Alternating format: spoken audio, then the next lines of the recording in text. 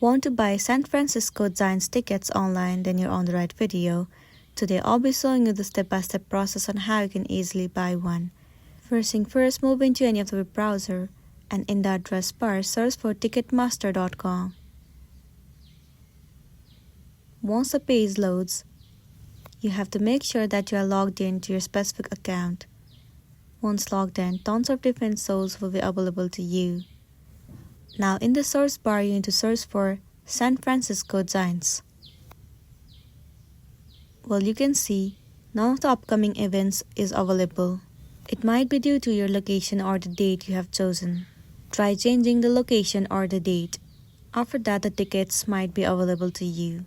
If you couldn't find it here, you can head over to any of the website and then search for the specific ticket. If available, purchase it and then you'll be good to go.